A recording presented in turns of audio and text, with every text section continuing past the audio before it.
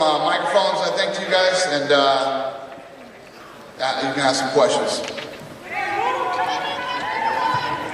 Hey, not you guys, these guys first. Let me get you guys. Questions for Dan and for George. Dan, first thing, obviously, the big news that came out when you were training with Matt Serra. What was the reasoning behind that, and can you share some of the knowledge he shared with you? And George, can you respond to his answer? Well, you know, Matt's a great guy, and you know he's been in there twice with George, so you can't get much better inside information than that, unless I was obviously training with his coaches. You know, I just thought it was the best option for me. I was coming out here early for the fight to acclimatise, get used to the environment, and he was very welcoming. He opened his doors, and he's helped me out a hell of a lot. Brought in all his top guys, and I've done some awesome training sessions with him, so I feel more prepared than ever. Well,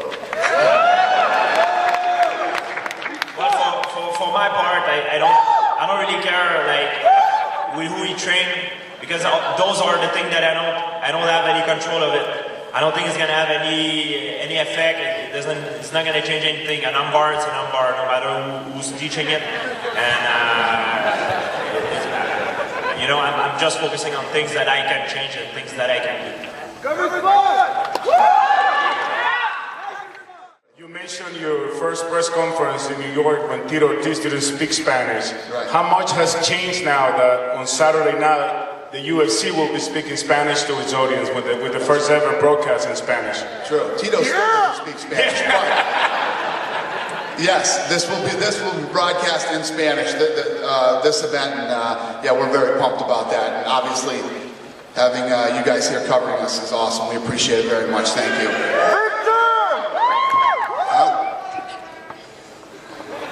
And in French too. And in French too. No Italian yet. Dana. This is for Dana and George. George was recently quoted as saying he would consider trying out for the Canadian Olympic team in 2012. What would this mean if he made the team for mixed martial arts? Yeah, obviously it would be big if George, got into the Olympics and medaled, brought home a gold medal or whatever medal for his country. That would be big. It would suck for the time that he would be gone from the UFC, but if he made that decision to do that, I'm sure we'd sit down, we'd figure it out, and go from there. But yeah, it would be big. I think it would be big for him. I think it would be big for us, and I think it would be big for the sport.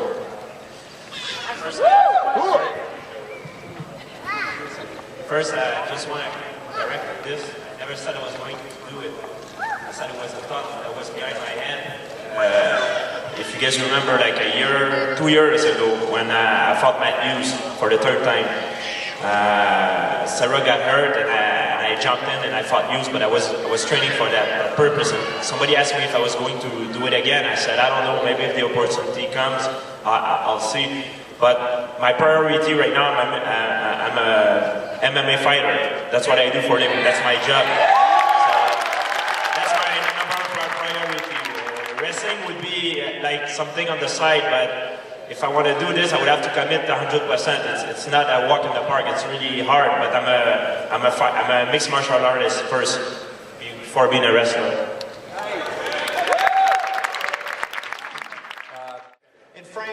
If you could comment, you had the whole thing with Czech Congo, the controversy on the ground game, and then you had the controversy with Brock with the comment about the death in the octagon.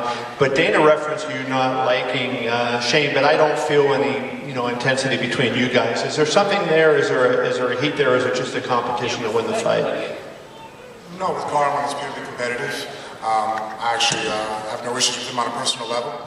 He's a family. Actually, everything he stands for, I agree with. I like how he represents the sport. I think that anybody who follows him is he's a very respectable person.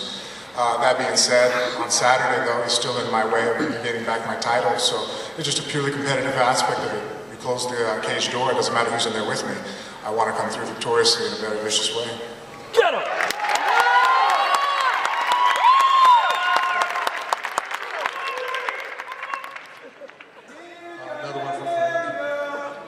Frank, Shane's fights have all been very short, all less than 1 round, just a minute or two apiece, really. I was wondering if you feel you really have a good handle on everything that he brings and all the skills that he has, or if there are some sort of unseen parts of his game that might concern you. No, not at all. I think that actually he's in a pretty bad predicament as far as I think that if I had to coach someone in defeating me, I think that jumping on me early is never a good thing. I've had quite a few fights in the UFC that have ended very quickly and very decisively.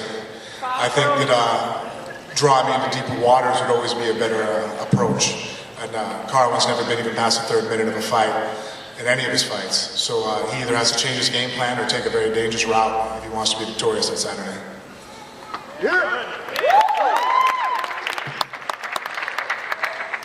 This question is for Dan. Down to the right, Dan. Question is for Frank Mir. Frank, going into your last fight against Chet Congo, you added a lot more muscle.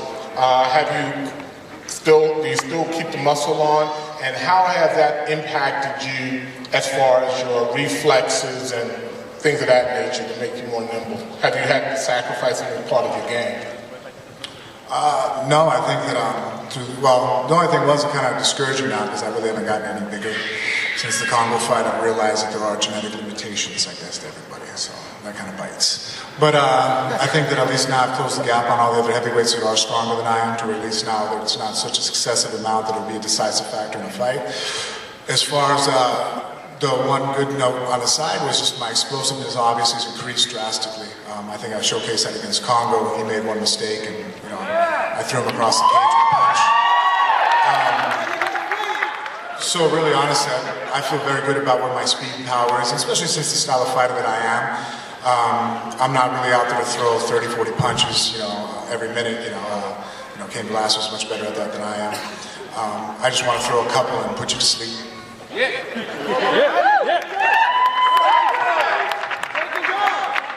This one's for Dana, over here. Cofield from Yahoo.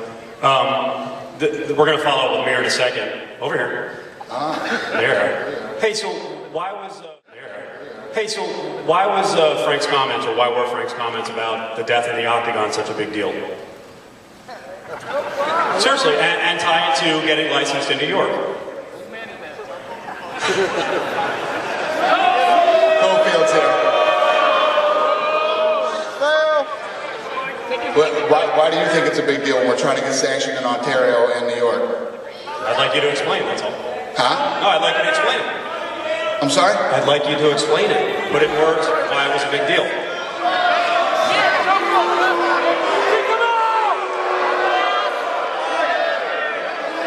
Next.